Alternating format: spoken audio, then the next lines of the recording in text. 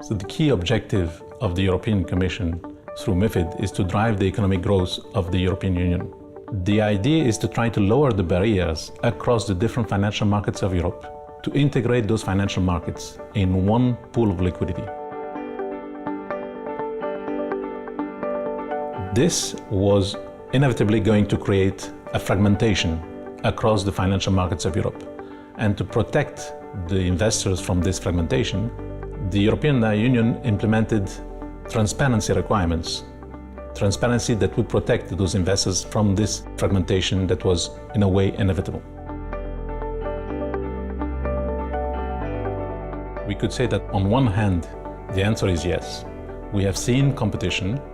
We have seen the creation of pan-European platforms.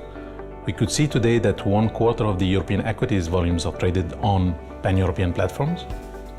And on the other hand, the transparency that was supposed to be the protection mechanism for the investors, for them to be able to face this fragmentation, this transparency has decreased.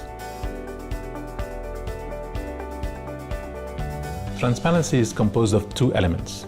Pre-trade transparency is the information and the willingness of market participants to buy or sell a product at a certain price for a certain size. By comparing this information, it leads to the price formation. It leads to determine the price of an asset, of a product, of a security. The other side of transparency is the post-trade transparency. The information that comes out of a trade done between a buyer and a seller, and it's composed of a price and a volume. Both the pre-trade and the post-trades are fundamental elements for the transparency of the markets and for confidence of market participants.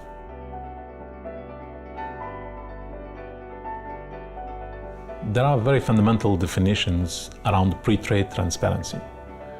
When there is a pre-trade transparency and pre-trade information, we talk about lit markets. When there is no pre-trade information, we talk about dark markets. The market participants trade in the dark because they want to protect the size of that transaction.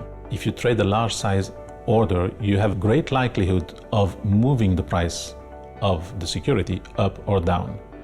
And fundamentally, a market participant wants to trade at the price that he has seen and does not want to see his trade moving that price. For smaller sizes, for smaller trades, there is no fundamental reason why participants would look for confidentiality or for trading in the dark.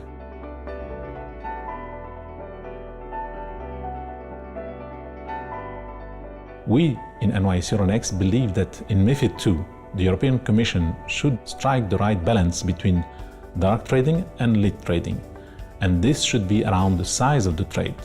This would provide the right protection for the investors, for the large trades, but equally would protect the price formation that is done on lit books.